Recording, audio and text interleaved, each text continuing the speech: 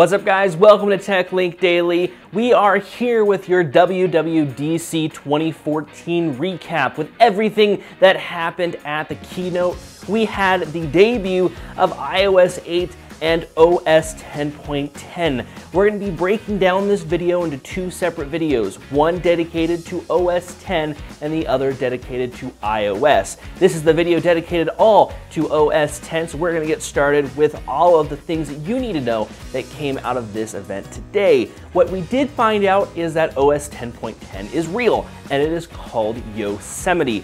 Yes, Apple has chosen to go after the names now of very beautiful places around this country, starting off with Yosemite. So what is Yosemite going to have? What is it going to look like? What are we going to see? Well, mostly our predictions were true. We're going to see it as a flat design, something like iOS is. They're touting this to be as the transparency, looking at all the transparency, talking about all this transparency inside of OS 10. And we're going to see that throughout once we get into actually looking at OS 10. So what else does it have here? We also have redesigned icons as well, more rounded icons that fit better with the OS 10 platform now that it's going to this more flat looking design.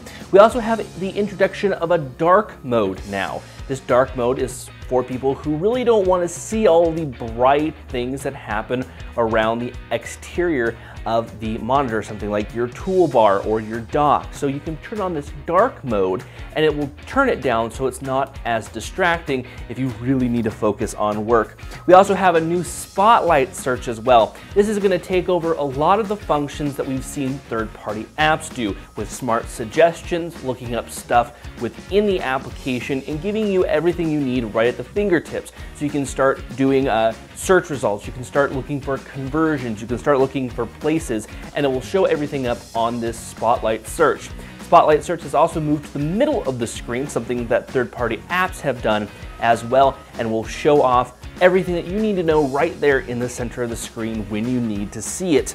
We also have something that is very unique that we haven't predicted, but is something that's going to be very cool, and that is iCloud Drive. iCloud Drive is going to allow you to sync up documents, folders between applications from your iOS devices to all of your Macs. Something like Dropbox already does now. It will actually be integrating with all of the iCloud services, allowing you to save information and work off of each other with the iCloud Drive.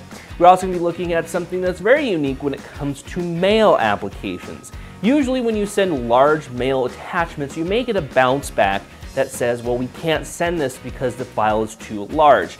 Apple's solution to that is called Mail Drop, allowing you to email very, very, very large files. I think they said that their maximum was 5 gigabytes to people. And if it happens that the attachment that you're sending is too large, what it will do is it will upload it encrypted to Apple's servers and send the message with the encrypted link to download whatever you're trying to send. They say that this is a very nice way for it to do it. It stays all encrypted. People who already have mail will see the image inline or see the documents inline, whereas if it is an external mail client like Yahoo Mail or Hotmail, they'll just get a link to send them to Apple to download that attachment, still all securely and all encrypted, which is very nice to have. Safari is getting a huge update, not only with the UI, but in general, it's getting a nice refresher. One of the big things is that everything on the top menu bar is replaced with just one search bar, allowing you to search, look for bookmarks. All of that stuff is done from this one bar. Now we will look at this more in the future once we get into the beta and we can actually play around with it. We will definitely show it off in YouTube videos, but right now that they're touting it is that this one bar is everything that you need to work around the browser. Mail got in attachment notifications, not in attachment notifications, in attachment drawing as well. So if you draw a picture there, what you're able to do is you're able to circle it or draw a caption to the picture, say, this needs to be changed, or you can sign a document. It works with pictures and PDF files as well and allows you to inline edit this sort of stuff, which is completely awesome, by the way. One of the big features that they're really showing off right now is something called Handoff. It's something that allows you to sync up between your iOS devices and your desktop devices as well, such as your iMac or your laptop. What it allows you to do is basically hand off what you're doing to the device itself. So let's say you start an email on your iPhone. You can hand it off to your Mac, which will allow you to continue writing that email and then send it off, so you don't have to go between device and device, which is something that people have been asking for. iPad is also getting a big update with this as well, which we'll talk about when we come out with our iOS information.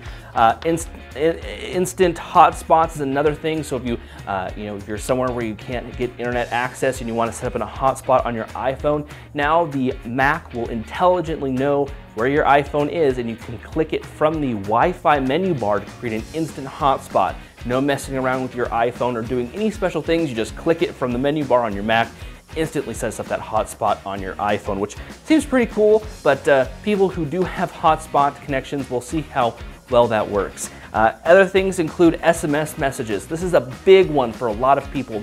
Usually when you're sending text messages, you usually will send it as a text message if the person does not have iMessage.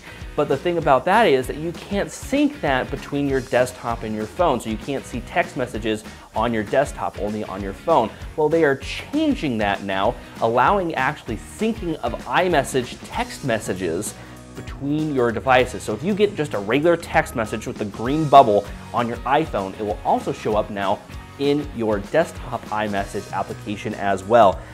Also, things that come with that is calls in OS X as well. It uses basically your iPhone as an extension, as a speakerphone. It allows you to make calls, see people calling you right from the desktop. It just pops up a little notification saying somebody's trying to call you. You can accept the call, and you can use the computer's built-in microphone and speakers to make that call. So you don't have to pick up your phone at all. It just uses it as a Bluetooth device, or just uses it as an external speaker to get it all done. Now, those are the big features right now coming out in OS X. Yosemite. It will be available for free in the App Store this fall. For developers, it is now available for you to download, and if you're in the public, you can now download the public beta as well. The public beta will be debuting this summer and will allow you to beta test all of the software from Apple right on your computer. So check all of that out. Be sure to check out our iOS recap as well from WWDC. Be sure to like, share, comment, and subscribe. And of course, we will see you guys in our next video.